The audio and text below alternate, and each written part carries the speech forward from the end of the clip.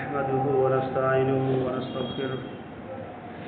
ونعوذ بالله من شرور أنفسنا ومن سيئات أعمالنا من يهده الله فلا مضل له ومن يضلل فلا هادي له وأشهد أن لا إله إلا الله وحده لا شريك له وأشهد أن محمدًا عبده ورسوله يا أيها الذين آمنوا اتقوا الله حق تقاته ولا تموتن إلا وأنتم مسلمون يا أيها الناس اتقوا ربكم الذي خلقكم من نفس واحدة وخلق منها زوجها وبث منهما رجالا كثيرا ونساء واتقوا الله الذي تساءلون به والأرحام إن الله كان عليكم رقيبا يا أيها الذين آمنوا اتقوا الله وقولوا قولا سديدا يصلح لكم أعمالكم ويغفر لكم ذنوبكم ومن يطع الله ورسوله فقد فاز فوزا عظيما أما بعد فإن خير الحديث كتاب الله وخير الهدي هدي محمد صلى الله عليه وسلم وشر الأمور محدثاتها وكل محدثة بدعة وكل بدعة ضلالة وكل ضلالة في النار فأعوذ بالله من الشيطان الرجيم بسم الله الرحمن الرحيم قل هل ننبئكم بالأخسرين أعمالا الذين ضل سعيهم في الحياة الدنيا وهم يحسبون أنهم يحسنون صنعا رب اشرح لي صدري ويسر لي أمري واحلل عقدة من لساني يفقهوا قولي سبحانك لا علم لنا إلا ما علمتنا إنك أنت العليم الحكيم محترم اسلامی بھائیوں اور ساتھیوں، ساری تعریفیں حمد و ثنا بزرگی و بڑائی اللہ وحدہ لا شریک کے لیے لائق اور زیبا ہے، جو ہم سب کا خالق و مالک ہے۔ بعدہ درود و سلام نازل ہو تمام انبیاء کرام پر، بالخصوص نبی آخر الزمان جناب محمد الرسول اللہ صلی اللہ علیہ وآلہ وسلم پر۔ اللہ رب العزت کا بے پایاں شکر و احسان ہے کہ اللہ تعالیٰ نے ہمیں اور آپ کو کتاب و سنت کی تعلیمات سے نوازا اور اپنے دین کے بنیادوں کو سمجھ کر کے اس پر عمل کی توفیق عنایت فرمائی۔ موجودہ حالات میں ایک مسلمان کو اپنے دین کے معاملے میں حساس اور فکر مند رہنا یہ بنیادی تقاضا ہے اس دور کا۔ اللہ رب العزت نے جو آیت کریمہ میں نے تلاوت کی ہے، اللہ تبارک و تعالیٰ اس آیت کے اندر فرماتا ہے قل هل ننبئکم بالاخسرین اعمالا، اے نبی آپ کہہ دیجئے کہ کیا میں تمہیں خبردار نہ کر دوں ایسے لوگوں کے بارے میں کہ جو عملی طور پر سب سے زیادہ خسارے میں، نقصان کے اندر ہیں، گھاٹے میں ہیں۔ الذین ضل سعیہم فی الحیاۃ الدنیا، کہ جن کی دنیا کی ساری کوششیں، دنیاوی زندگی کے سارے اعمال، ساری کوششیں یہ تباہ و برباد ہو گئیں، اور یہ اسی گمان میں، اسی وہم میں پڑے رہے کہ ہم تو بہت اچھا کام کر رہے ہیں۔ آپ دیکھیں کہ اللہ تبارک و تعالیٰ نے اس آیت کریمہ میں ایک بڑی ہی اہم ترین بات کی طرف تنبیہ فرمائی ہے کہ ایک آدمی اپنے اعمال کے تئیں بے فکر ہو جائے اور اس کے بارے میں انسان قبولیت کی جو شرطیں ہیں اس کا اہتمام نہ کرے، اور اس طریقے پر جس بنیادوں پر ایک مسلمان کا عمل اللہ کے یہاں قبول ہوتا ہے، اس پر اجر و ثواب دیا جاتا ہے، ان بنیادی چیزوں کو ترک کر دے غافل ہو جائے تو اللہ کے نبی صلی اللہ علیہ وسلم کو حکم دیا گیا کہ ایسے لوگوں کو متنبہ فرما دیں۔ آپ غور کریں کہ شریعت اور دین کے اندر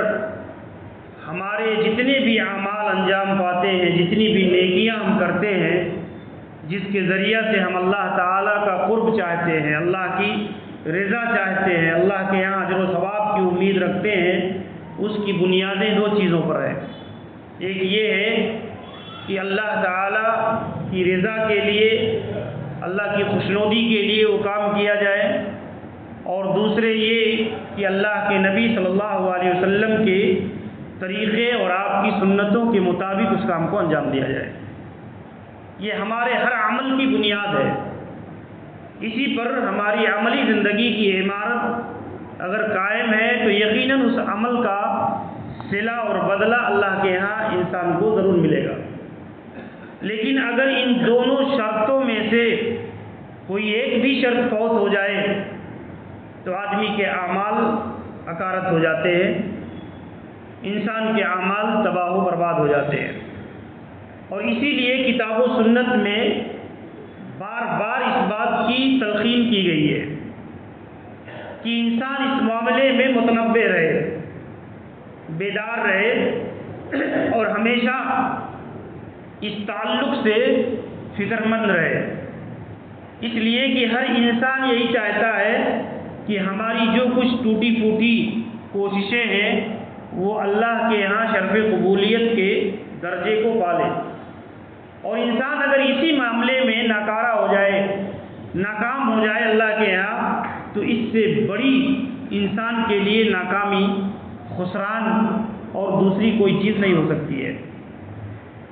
اسی لیے آپ دیکھیں کہ شریعت میں کہا جاتا ہے، عموماً سلف کہتے تھے کہ تعرف الاشیاء بأضدادها، ہر چیز کو عموماً اس کی ضد سے پہچانا جاتا ہے۔ ایک آدمی کو مٹھاس کا احساس صحیح معنوں میں اس وقت تک نہیں ہوگا جب تک کہ وہ کڑوی چیزوں کا احساس نہ کر پائے،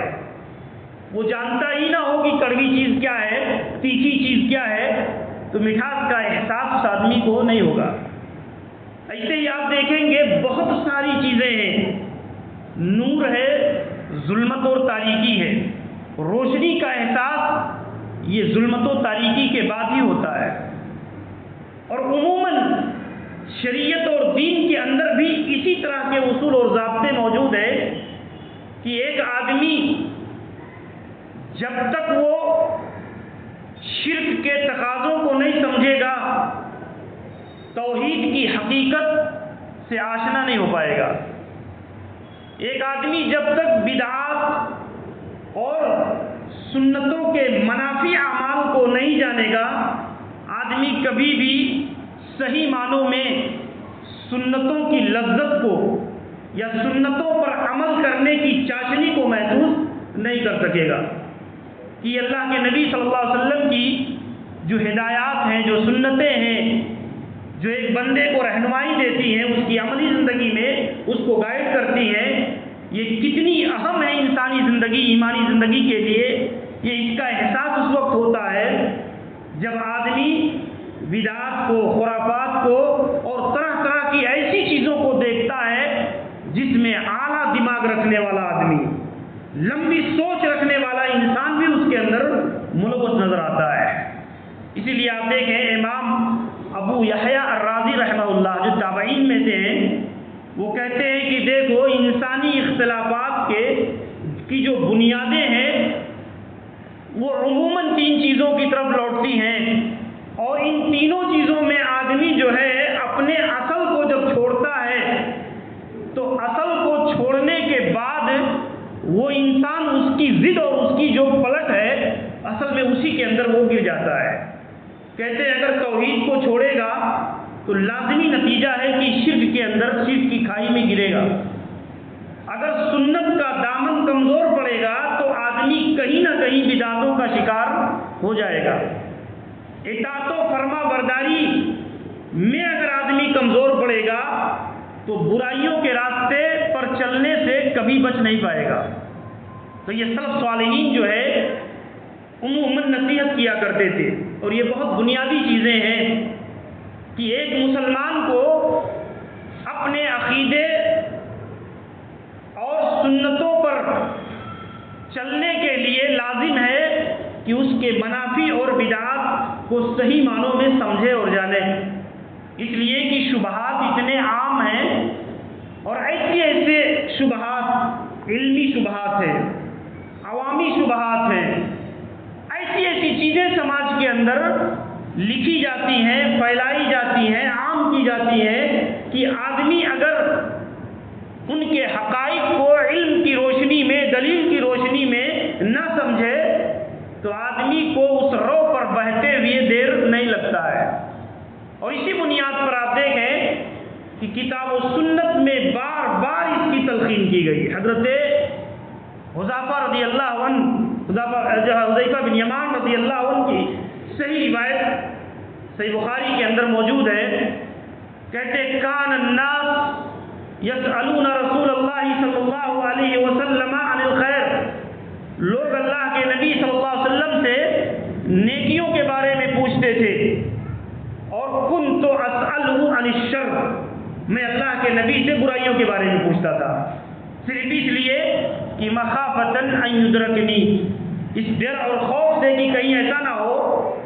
کہ اگر میں سنتوں کے بارے میں، بھلائیوں کے بارے میں کم علم رکھوں گا تو کم سے کم جتنا جانوں گا عمل کر لوں گا،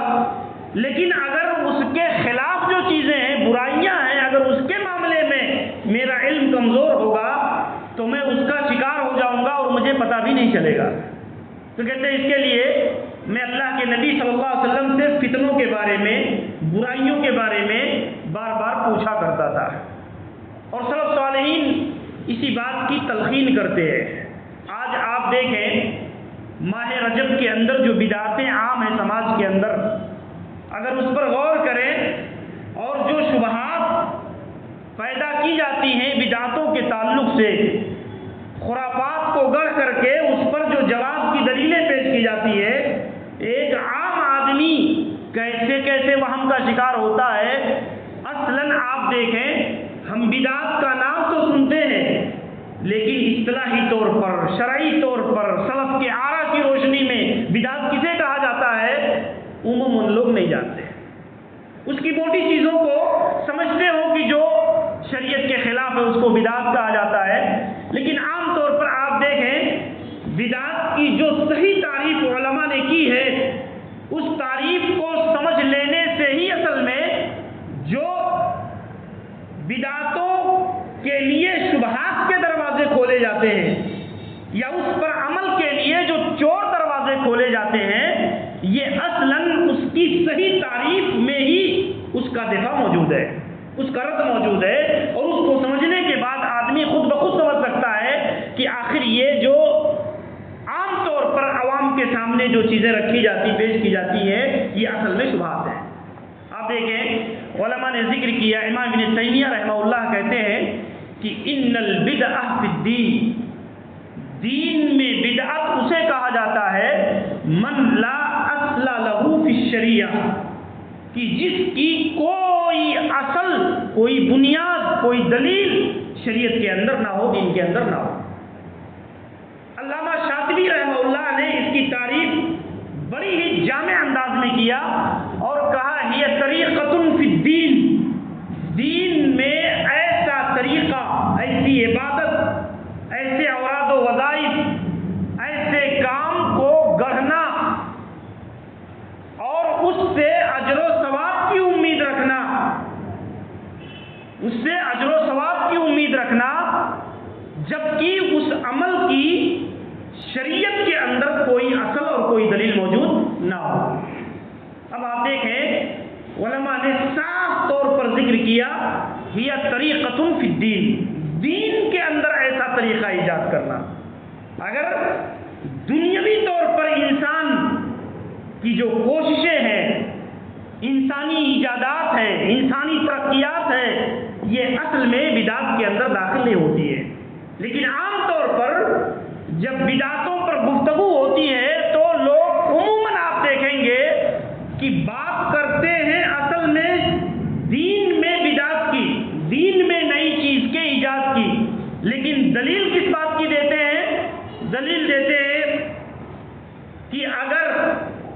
میلاد منانا بدعت ہے، 40واں اور 30واں بدعت ہے، 11ویں منانا بدعت ہے، تو پھر تم پنکھے کی جو ہوا کھاتے ہو یہ بدعت نہیں ہے؟ اللہ کے نبی صلی اللہ علیہ وسلم کبھی قالین پر نہیں بیٹھے، تم قالینوں پر بیٹھتے ہو، یہ بدعت نہیں ہے؟ تم گاڑیوں میں گھومتے ہو، کیا یہ بدعت نہیں ہے؟ کمپیوٹر یوز کرتے ہو، موبائل یوز کرتے ہو،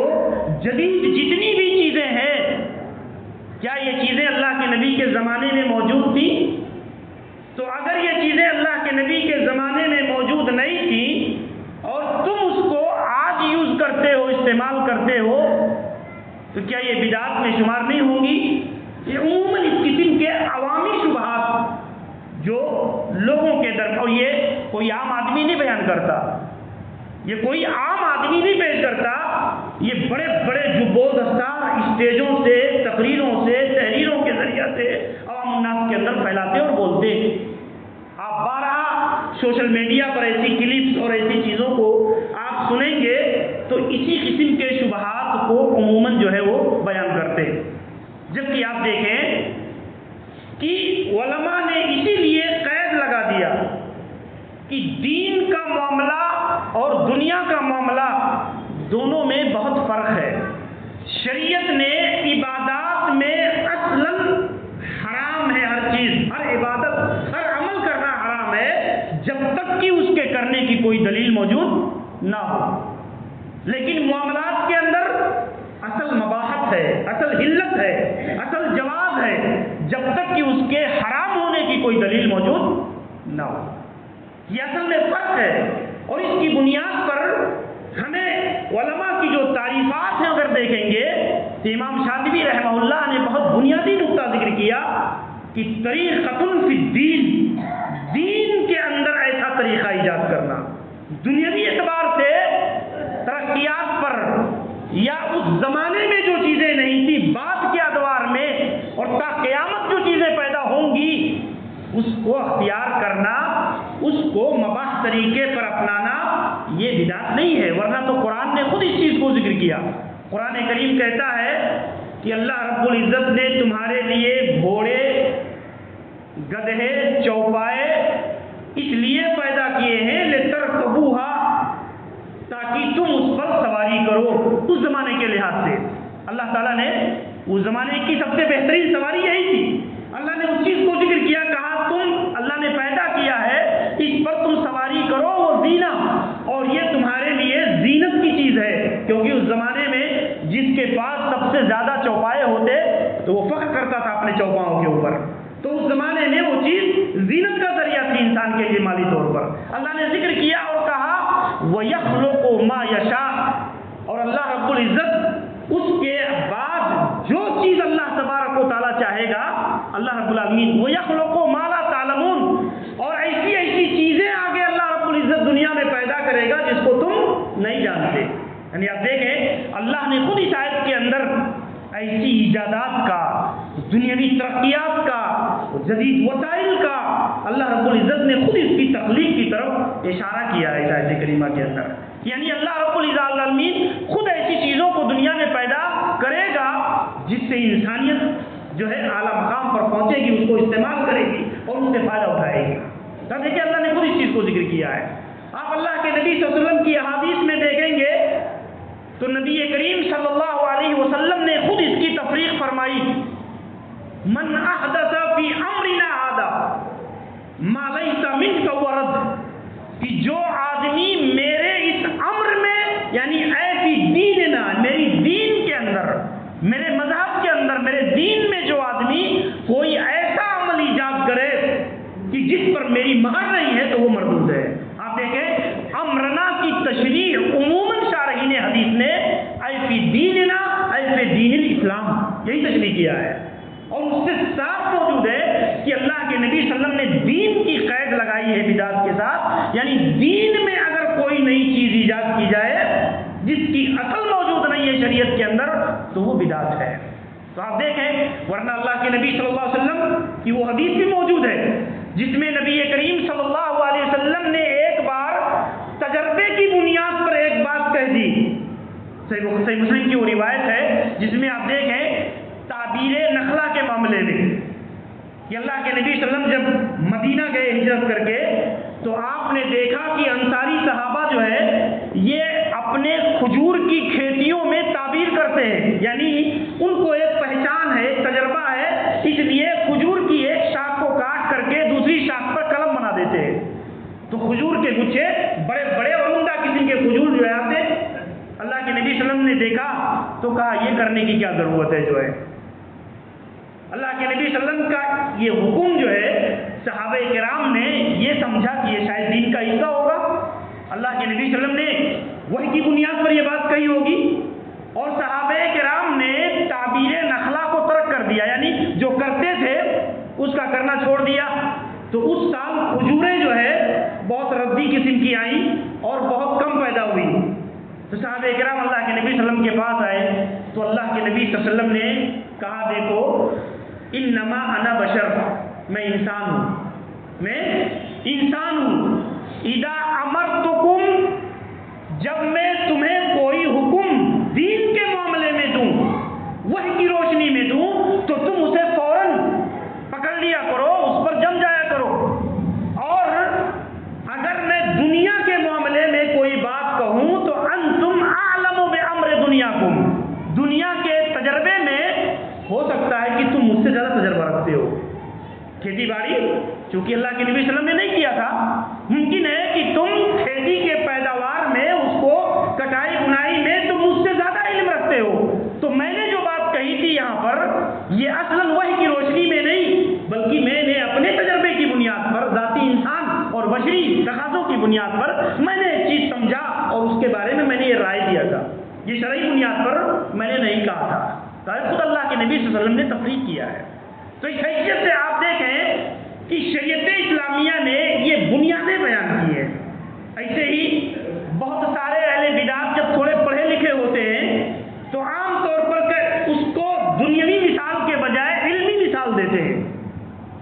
اور امام شاطبی رحمہ اللہ نے اس کی جڑوں کو بھی کاٹ دیا، کہا یہ طریقۃ فی الدین مخترعہ، یعنی ایسی گڑھی ہوئی چیز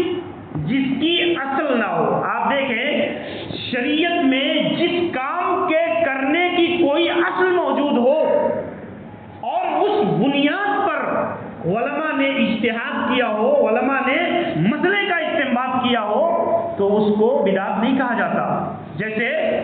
علم حدیث، اصول حدیث، علم فقہ،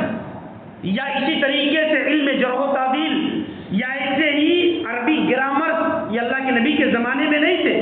لسانیات اور لغت اور الفاظ کے معنی کی تعین، یہ چیزیں نبی کریم صلی اللہ علیہ وسلم کے زمانے میں باقاعدہ علوم کی حیثیت سے متعارف نہیں تھی، لیکن اس کی اصل موجود تھی۔ آپ دیکھیں قرآن پر حجاج ابن یوسف نے اعراب لگوایا، اللہ کے نبی صلی اللہ علیہ وسلم کے زمانے میں اعراب قرآن کریم پر نہیں لگا ہوا تھا، لوگ عربی زبان کے ماہر تھے، وہ قرآن کو ایسے ہی بغیر اعراب کے پڑھتے تھے، لیکن بعد میں جب انہوں نے دیکھا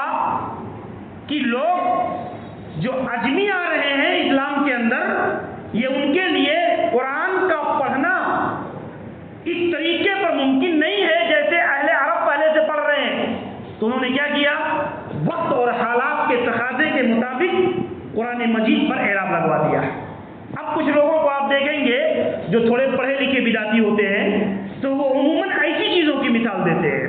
کہتے ہیں کہ آپ دیکھو، آپ کہتے ہو ہر نئی چیز بدعت ہے، تو آپ بتاؤ کہ علم حدیث اللہ کے نبی صلی اللہ علیہ وسلم کے زمانے میں تھی، تو کیا علم حدیث آج جو تم اختیار کرتے ہو یہ بدعت نہیں ہے؟ تو ایسی چیزیں، تو اصلاً اس میں فرق یہ ہے کہ جس چیز کی اصل اور بنیاد شریعت میں ہے، یعنی یہ کیا ہے، یہ اصلاً اس بنیاد پر مباح ہے کہ یہ شریعت اسلامیہ کی حفاظت کے ذرائع ہے، شریعت کے اندر تعلیمات اسلامی کی حفاظت کے ذرائع ہیں، ذریعے ہیں، اور اس کی بنیاد پر علماء نے اس کو مدون کیا۔ تو یہ کہہ کر کے اس طرح کی چیزوں کو، اس ہتھکنڈوں کو اور ایسے شبہات کو اپنانا یہ اصلاً باطل ہے۔ تو یہ بنیادی چیزیں ہیں جسے ایک مسلمان کو سمجھنا چاہیے۔ آپ دیکھیں بعض لوگ کہیں گے اصلاً ہمارا مقصد کیا ہے، ہمارا مقصد تو اللہ کی رضا ہی ہے، ہم یہ جو کام کر رہے ہیں، یعنی رجبی اگر ہم روزے رکھ رہے ہیں، صلاۃ الرغائب کے نام پر ہم 12 رکعات پڑھ رہے ہیں، تو اس سے ہم کوئی سنت کی خلاف ورزی یا دین کے خلاف کوئی کام تھوڑی کرنا چاہتے. ہمارا مقصد نیک ہے، ہمارا مقصد اجر و ثواب کمانا ہے. لیکن ہمیں جاننا چاہیے کہ ہر بدعت کا مقصد نیک ہی ہوتا ہے. ہر بدعت کا مقصد کیا ہوتا ہے؟ نیک ہی ہوتا ہے. لیکن مقصد نیک ہونے سے لازم نہیں آتا کہ طریقہ بھی نیک ہو. اس لیے کہ جب تک نیک اور سنت کا طریقہ اختیار نہیں کیا جائے گا، محض نیتوں کے خالص ہونے سے وہ چیز سنت نہیں بن جائے گی، وہ چیز شریعت نہیں بنے گی. اور دنیا کا ہر بدعتی یہی کہتا ہے کہ میں اگر کوئی کام کر رہا ہوں تو اس کام کے کرنے کا مقصد ہمارا کیا ہے؟ اللہ کے یہاں اجر کمانا ہے، ثواب کمانا ہے. جبکہ اس پر ثواب اسے اس وقت تک نہیں مل سکتا جب تک کہ اللہ کے نبی صلی اللہ علیہ وسلم کے طریقے اور آپ کی سنت کے مطابق نہ ہو. تو یہ بنیادی چیزیں ہیں جسے ایک مسلمان کو ایسے شبہات کو سمجھنے کی اشد ضرورت ہے کہ آدمی موجودہ حالات میں ان شبہات کو سمجھے. آج آپ دیکھیں سوشل میڈیا پر ایک آدمی مندر میں جا کر کے دعا کر رہا ہے، مندر میں جا کر کے دعا کر رہا ہے اور کہتا ہے کہ سدبھاونا کے لیے جو ہے غیر مسلموں کو سے امن اور بھائی چارہ کے لیے اگر وہ ہماری درگاہوں پر آتے ہیں تو ہمیں اس میں جا کر کے دعا کر لینے میں کیا قباحت ہے؟ یعنی انسان اتنا سیکولر بنتا جا رہا ہے کہ شرک اور توحید کی بنیادیں کیا ہے وہ اس میں بھی فرق اور امتیاز کرنے کو تیار نہیں ہے. تو یہ غور کرنے کی چیزیں ہیں میرے بھائیوں. بدعتوں کو جو تیل فراہم کرتی ہیں، بدعتوں کو جو چیز تقویت پہنچاتی ہے، اصل میں موضوع اور من گھڑت روایتیں ہیں. من گھڑت روایتیں اللہ کے نبی صلی اللہ علیہ وسلم کے نام پر ایسی علم گلم روایتیں گڑھ کر کے امت کے اندر پھیلائی گئی ہیں کہ ایک انسان اگر ان چیزوں کو، ان حقیقتوں کو غور سے دیکھے تو اندازہ ہوگا کہ کتنی ایسی خرافات ہیں جس کی پشت پناہی ایسی موضوع اور منکر روایتیں کرتی ہیں. اللہ کے نبی صلی اللہ علیہ وسلم نے بیان فرمایا، من حدث انی حدیثا، جو آدمی مجھ سے کوئی بات بیان کرے، میرے حوالے سے کوئی بات بیان کرے، وہ یرا انہ کذب، اور وہ جانتا ہو کہ یہ بات اللہ کے نبی کی نہیں ہے، یہ بات جھوٹی ہے، تو فہو احد الکاذبین، تو وہ جان لو کہ جھوٹوں میں سے ایک جھوٹا ہے. یعنی جو بھی بات شریعت کے نام پر، دین کے نام پر، اللہ کے نبی صلی اللہ علیہ وسلم کی نسبت کے نام پر لوگوں کے اندر پھیلائی جائے اور اس آدمی کی پرسنل تحقیق نہ ہو، اس کو اعتماد نہ ہو اس کے اوپر، تو وہ آدمی جھوٹا ہے شریعت کے اندر. اور اللہ کے نبی نے فرمایا، من کذب علی متعمدا فلیتبوأ مقعدہ من النار، جو آدمی مجھ پر جھوٹ بولے عمدن وہ اپنا ٹھکانہ جہنم کو بنا لے. اب اتنی سخت وعید اللہ کے نبی صلی اللہ علیہ وسلم نے بیان فرمائی ہے. لیکن آپ دیکھیں پرانے زمانے میں قصہ گوئی کے نام پر، وعظ کے نام پر، لوگوں کی بھیڑ جمع کرنے کے نام پر، عقیدت مندی سے باندھنے کے نام پر ایسی علم گلم چیزیں لوگ بیان کرتے، طرح طرح کی اسناد کے نام پر ادھر ادھر کی چیزوں کو لے کر کے. آج بھی یہی دور ہے. آج تو اور آسان ہو گیا ہے کہ سوشل میڈیا پر بیٹھ کر کے ایک آدمی بغیر سند کے کسی کے بھی حوالے سے کوئی بات بیان کر دیتا ہے. تو آپ دیکھیں کہ یہ چیزیں اتنی خطرناک ہیں، یہ بدعتوں کو جلا بخشتی ہے، بدعتوں کو فروغ دیتی ہے. آپ دیکھیں اس زمانے میں علم بہت قوی تھا، بہت مضبوط تھا کہ ایک ملحد انسان اگر کسی بدعت کو گڑھتا بھی تھا تو محدثین کی ایسی جماعتیں موجود تھیں کہ وہ بدعت بیان کرتا تھا اور محدثین کہہ دیتے تھے کہ یہ من گھڑت ہے، یہ بدعت ہے. آپ دیکھیں امام عبداللہ ابن مبارک محدث یہ بیان کرتے ہیں کہ ایک آدمی اب جو ہے سحر کے وقت میں، رات کے تہائی حصے میں چپکے سے کوئی روایت گڑھتا، کوئی جھوٹا آدمی، اور صبح ہوتے ہوتے اگر وہ روایت کو عوام الناس میں بیان کرنے کی جرات کر لیتا تو ہمارا علم اتنا قوی ہوتا تھا کہ ہم کہہ دیتے تھے کہ یہ جو ہے جھوٹی روایت ہے. اس لیے کہ محدثین کا علم بہت قوی تھا. روات کے بارے میں، سند کے بارے میں جو وہ سند بیان کرتا اس کی بنیاد پر وہ اس کو پرکھ لیتے. آپ دیکھیں امام احمد ابن حنبل رحمہ اللہ نے اپنی مسند میں تقریباً 30 سے 35 ہزار روایتوں کو جمع کیا ہے. لیکن آپ اندازہ کیجئے امام احمد ابن حنبل رحمہ اللہ کا حدیث کے معاملے میں علم کتنا پختہ تھا. ان کے بیٹے عبداللہ ابن احمد ابن حنبل نے ایک روایت کے بارے میں اپنے والد سے پوچھا اور وہ روایت بیان کیا فلان فلان فلان فلاں کر کے، اور کہا عبداللہ ابن مسعود نے اللہ کے نبی صلی اللہ علیہ وسلم سے ایسے روایت بیان کیا ہے. پوری سند بیان کی اور روایت پوچھا. کہتے ہیں کہ عبداللہ ابن مسعود رضی اللہ عنہ نے بیان کیا کہ میں اور اللہ کے نبی مدینہ کی گلی میں جا رہے تھے، ایک آدمی کو دیکھا کہ بے ہوش ہو کر گر گیا، سرا کی بیماری تھی، مرگی کی. اور پھر جو ہے میں نے قرآن مجید کی ایک آیت پڑھی حسب الناس ان یترکوا ان یقولوا آمنا وهم لا یفتنون، یہ آیت کریمہ میں نے پڑھ کر دم کیا تو فوراً صحیح ہو گیا. کہتے چپکے سے میں نے اس کے کان میں پڑھا تو اللہ کے نبی نے پوچھا کہ اے اب تم نے کیا پڑھا اس کے اوپر؟ تو کہتے میں نے جب بتایا تو اللہ کے نبی نے کہا کہ اللہ کی قسم یہ آیت کریمہ اتنی اہم ہے کہ اگر اس کو کسی پہاڑ پر بھی پڑھ دیا جائے تو وہ بھی جو ہے زائل ہو جائے. تو آپ دیکھیں وہ بھی ہل اٹھے. تو کہتے ہیں کہ یہ روایت عبداللہ ابن احمد نے اپنے والد سے بیان کر کے پوچھا. تو امام احمد ابن حنبل رحمہ اللہ نے کہا ہی من روایت المکذوب، یہ جھوٹ بولنے والوں میں سے، یہ جھوٹی روایت ہے، یہ جھوٹے لوگوں کی گڑی ہوئی روایت ہے. عبداللہ کہتے ہیں کہ میں حیرت میں پڑ گیا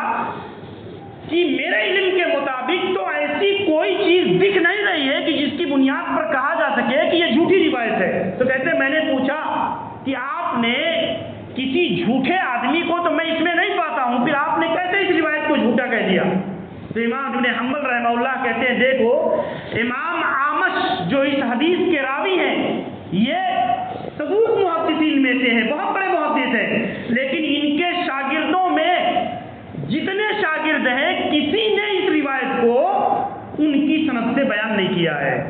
کسی بھی راوی نے، ان کے شاگرد جو ہزاروں میں ہیں، کسی نے اس حدیث کو ان کے حوالے سے بیان نہیں کیا ہے. ایک ایسا آدمی ان کے حوالے سے بیان کر رہا ہے جو مجہول ہے، جو متعارف نہیں ہے، اور اس کی بنیاد پر یہ منگڑت روایت ہے. اس کی جو سند ہے کمزور، وہ سند امام ابن حنبل رحمہ اللہ نے اپنے بیٹے سے بیان کیا. تو آپ اندازہ کیجئے یہ محدثین کی گہری بصیرت تھی، کتنا گہرا علم تھا، اور اسی بنیاد پر علماء کہتے تھے. آپ دیکھیں ہارون رشید کے پاس ایک زندیق لایا گیا، ملحد جو رافضی تھا اور حدیثوں کو گڑھتا تھا. کسی حوالے سے پتہ چلا ہارون رشید کو تو اس نے بلوایا اور اس کے بارے میں حکم جاری کر دیا کہ اس کو قتل کر دیا جائے. اس نے جب قتل کا حکم سنا تو کہتا ہے امیر المومنین مجھے تو قتل کر دو گے، لیکن میں نے 4000 روایتیں گڑھی ہیں، 4000، اس کو کیا کرو گے؟ تو ہارون رشید نے کہا تعیش و لہل جہابذا، تو اس پر فخر کر رہا ہے کہ میں نے 4000 روایتیں گڑھی ہیں. اللہ نے ایسے ایسے علم و دانش والے افراد پیدا کیے ہیں کہ دودھ سے جیسے مکھی نکال کر پھینک دی جاتی ہے، ایسے تیری ساری روایتوں کو چھانٹ کر کے وہ الگ کر دیں گے. عبداللہ ابن مبارک، ابو اسحاق الفرازی اور کئی علماء محدثین کا نام گنایا اور کہا یہ تیری ساری روایتوں کو چھانٹ کر کے الگ کر دیں گے. آپ دیکھیں اس زمانے میں جب علم بہت پختہ ہوتا تھا تو کسی بدعتی کی دال نہیں گل پاتی تھی. وہ اگر کسی بدعت کے لیے کسی من گھڑت روایت کو استدلال کرتا تھا تو علماء اس کی کڑی کھول دیتے تھے. آپ دیکھیں اس زمانے میں بھی جھوٹے لوگ تھے، وضاعین تھے. امام احمد ابن حنبل اور امام یحییٰ ابن معین دو بہت بڑے محدث ہیں اپنے زمانے کے. صرافہ کی ایک مسجد میں گئے نماز پڑھنے کے لیے اثر کی، تو دیکھا کہ نماز کے بعد ایک وائز، ایک قصہ گو جیسے ہوتے ہیں، تو ایک وائز کھڑا ہوا اور وہ روایت بیان کرنے لگا. کہتا ہے میں نے اس حدیث کو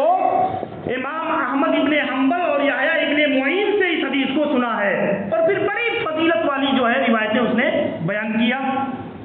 امام یحییٰ ابن معین اور احمد ابن حنبل دونوں اسی مسجد کے اندر موجود ہیں. وہ ان کی طرف دیکھ رہے ہیں، وہ ان کی طرف دیکھ رہے ہیں. تم نے اس نے بیان کیا اس روایت کو؟ وہ کہتے اللہ واللہ میں نے اللہ کی قسم اس روایت کو بیان نہیں کیا ہے. امام ابن حنبل کہتے ہیں کہ میں نے بھی اس حدیث کو بیان نہیں کیا ہے، اور وہ انہی دونوں محدثین کے نام پر اس حدیث کو گڑھ کر کے بیان کر رہا ہے. جب وہ بیان کر چکا، لوگوں کے نیاز نذرانے جو تھے سب جمع ہو گئے، اور اپنے نذرانے لے کر کے جب بیٹھا وہ آدمی، تو یحییٰ ابن معین کہتے ہیں کہ میں اس کے قریب گیا اور میں نے پوچھا کہ جو ہے تجھ سے اس حدیث کو کس نے بیان کیا ہے؟ تو کہتا ہے یحییٰ ابن معین اور احمد ابن حنبل نے۔ وہ کہتے ہیں میں یحییٰ ابن معین ہوں اور یہ احمد ابن حنبل ہے، ہم دونوں نے تو نہیں بیان کیا تجھ سے یہ روایت۔ تو کہتا ہے آپ دیکھو بدعت پر انسان کتنا جری ہو جاتا ہے۔ کہتا ہے دنیا میں تم ہی احمد ابن حنبل ہو، یحییٰ ابن معین ہو، تمہارے علاوہ میں 17 لوگوں کو جانتا ہوں جو یحییٰ ابن حنبل ہے اور جو ہے یحییٰ ابن معین ہے اور احمد ابن حنبل ہے۔ یعنی اتنی جرأت مندی، یہی حال ہے آج کے دور کا، آج کے مبتدئین زمانہ کا، کہ ایسی ایسی کرامتیں علم گلم یہاں وہاں کی، اور اس کا نہ کوئی سر نہ پیر، جو صریح عقیدوں کے خلاف، سنتوں کے خلاف، لیکن انتہائی جرأت کے ساتھ، ہمت کے ساتھ ایک آدمی جو ہے اس کو بیان کرتا ہے، اس کو ذکر کرتا ہے اور اس کو سوشل میڈیا پر پھیلاتا ہے۔ آپ اندازہ کیجئے ایک آدمی ابھی جو رخسار نام کی جو لڑکی جو پردے کا معاملہ کھڑا ہوا کرناٹک کا، آپ دیکھیں اس واقعے کو ذکر کرنے کے بعد ایک وائس جو ہے سوشل میڈیا پر اس کا خطاب موجود ہے، وہ اس پورے گھٹنے کو ذکر کرنے کے بعد کہتا ہے کہ اللہ اکبر کا نعرہ تو تمہیں دکھتا ہے، لیکن اس کے پیچھے اس بچی کو یہ ہمت کس نے عطا کیا، اس کے بارے میں تم غور نہیں کرتے۔ یہ اصل میں خواجہ کا کرم ہے، خواجہ نے جو ہے یہ ہمت اس کو دیا کہ اس کی بنیاد پر اس کے منہ سے اللہ اکبر کے نعرے نکلے۔ اگر ان کی یہ چیز نہ ہوتی تو وہ بچی اتنی بھیڑ میں، بلوائیوں کی بھیڑ میں اللہ اکبر کا نعرہ کہہ ہی نہیں سکتی تھی۔ یہ جرأت مندی دیکھیں آپ، یہ آج کا دور ہے کہ انسان اتنا جری ہوا ہے شرک کے معاملے میں، بدعتوں کے معاملے میں، کفر کے معاملے میں، کہ اس طریقے سے جو ہے اس کو پھیلا رہا ہے، بول رہا ہے، کر رہا ہے۔ آج آپ دیکھیں چند دنوں کے بعد 27ویں رجب، اس کے بارے میں کوئی عبادت مشروع نہیں ہے۔ اللہ کے نبی صلی اللہ علیہ وسلم سے کہیں ایسا عمل، صحابہ کرام سے کہیں ایسا عمل ثابت نہیں ہے، لیکن آپ دیکھیں کہ جس طریقے سے لوگوں کا جمگھٹا اور جتنی تیزی کے ساتھ لوگ اس کی طرف مائل ہوتے اور اس بدعت کو انجام دیتے اور اس کے نام پر نمازیں پڑھتے، روزے رکھتے اور ایسی چیزیں کرتے جا رہے ہیں، ایک مسلمان دیکھ کر کے حیران۔ یہ اصل میرے بھائیوں حقائق کو سمجھنے کی ضرورت ہے، موجودہ حالات میں ان اصولوں کو سمجھنے کی ضرورت ہے، ان مبادیات کو جاننے کی ضرورت ہے جس سے ان بدعتوں کی شہرت رکھتی ہے اور جس سے بدعتوں کو فروغ میں جو چیزیں رکاوٹ۔ سلف صالحین نے بدعتوں کے رد کے اصول متعین کیے ہیں، شیخ البانی اور بہت سارے کبار علماء نے اس کے اصول بتائے ہیں۔ آپ دیکھیں جھوٹی روایتوں کی سب سے بڑی پہچان یہ ہے کہ ایک ادنا سے مستحب عمل کر لینے پر لاکھوں لاکھ ثواب کا وعدہ۔ ایک چھوٹا سا عمل آپ کر لیں، ایک چھوٹی سی درود پڑھ لیں، ایک چھوٹا سا کوئی وظیفہ اپنا لیں، جنت کے وعدے، جنت الفردوس کے وعدے، حوروں کے وعدے، اور ایسی ایسی فضیلتیں ایک عمل پر کہ بڑی بڑی فضیلتیں جو مسنون ہیں اس پر بھی وہ فضائل بیان نہیں ہوئے ہیں، اور ادنا سی کسی مباح کے عمل کے چھوڑ دینے پر ایسی سخت وعیدیں کہ جہنم کی خوشخبری، جہنم کا حکم اس پر لگا دینا۔ یہ عموماً آپ دیکھیں گے ایسی بڑھا چڑھا کر کے ایسی چیزیں، آپ فضائل اعمال پڑھ لیں، ایسی ایسی علم گلم چیزیں کہ ایک عمل پر لاکھوں لاکھ کا ثواب۔ اللہ کے نبی صلی اللہ علیہ وسلم کی جتنی مسنون سنتیں ہیں اوراد و وظائف کے معاملے میں، آپ اگر غور کریں گے تو اللہ کے نبی نے کہیں 3 بار، کہیں 7 بار، کہیں 10 بار، کبھی 35 بار، اور زیادہ سے زیادہ تعداد اللہ کے نبی نے 100 بار۔ اس سے زیادہ کی تعداد کہیں نہیں ملتی، لیکن آپ دیکھیں 700 بار درود، 1000 مرتبہ جو ہے فلاں ذکر، یہ ساری چیزیں اصلاً کیا ہے؟ یہ منغلط ہونے کی بنیادی دلیلیں، یہ واضح جو قاعدے علماء نے، بہت سارے علماء نے بدعات کے موضوع پر جو کتابیں لکھی ہیں اس میں ایسے ضابطے بھی لکھے ہیں، تو آپ اندازہ کریں کہ یہ چیزیں بدعتوں کو اصل میں اسی کے نام سے سماج کے اندر پھیلایا جاتا ہے، اور ایک عام بھولا بھالا آدمی کیا سمجھتا ہے اگر میں یہ کام کر لیا تو اتنے لاکھ ثواب کا کیا ہے جو ہے مجھے مل جائے گا، اور اس کی بنیاد پر وہ کوئی بھی عمل کرنے کو تیار ہو جاتا۔ تو یہ میرے بھائیوں ہمیں اور ہمیں جاننا چاہیے، ورنہ آج آپ دیکھیں وضو کے بیچ میں کوئی ذکر کوئی دعا سنت سے ثابت نہیں ہے، لیکن آج آپ دیکھیں مسلمانوں کا ایک بڑا طبقہ وضو بناتے ہوئے جب بیٹھتا ہے وضو کے لیے تو اختتام تک ہر عضو کے دھلنے پر الگ الگ ذکر جو ہے پڑھتے جا رہے ہیں۔ ابن قیم نے کہا وضو کے درمیان کے جتنے اذکار ہیں سب منغلط اور موضوع ہے، جھوٹے ہیں۔ آپ دیکھیں گردنوں کا مسح الرقبہ امان من الغل، یہ روایت جھوٹی ہے۔ خود علامہ عبدالحی لکھنوی رحمہ اللہ جو احناف کے بہت بڑے عالم ہیں، انہوں نے خود الاسرار المرفوعہ کے اندر اس پر موضوع کا حکم لگایا ہے۔ لیکن آج آپ دیکھیں احناف کے یہاں دیوبند کے یہاں سارے لوگوں کا عمل جو ہے اس پر جاری ہے۔ تو مسئلہ اس کے لیے اگر انگوٹھوں کے چومنے کی روایت، اللہ کے نبی صلی اللہ علیہ وسلم کا نام آئے تو انگوٹھے چوم کر آنکھوں پر لگانے حد درجے کی موضوع روایت ہے، منغلط روایت۔ ایسے ہی آپ دیکھیں اقامت جب کہی جاتی ہے قد قامت الصلاۃ تو کچھ بھائی پڑھتے اقام اللہ و ادامہ،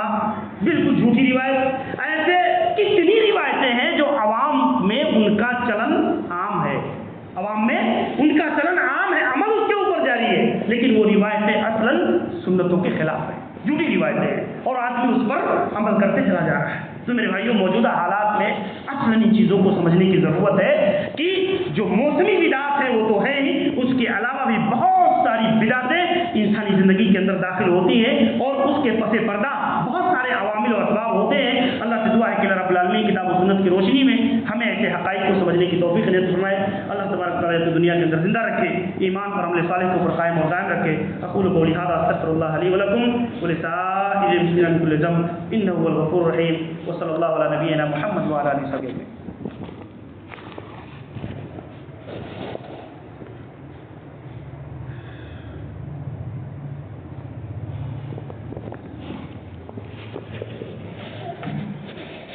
إن الحمد لله نحمده ونستعينه ونستغفره ونعوذ بالله من شرور أنفسنا ومن سيئات أعمالنا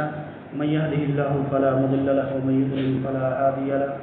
وأشهد أن لا إله إلا الله وحده لا شريك له